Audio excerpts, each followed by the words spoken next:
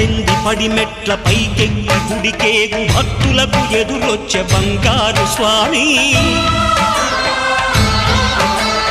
ఇరుముడులు స్పృశించి శుభమును చుదీవించి జన బృందముల చేరే జగమేలు స్వామి తన భక్తులొనరిల్చు తప్పులకు తడబడి ఒక పక్క ఒరిగెన ఓంకారమూర్తి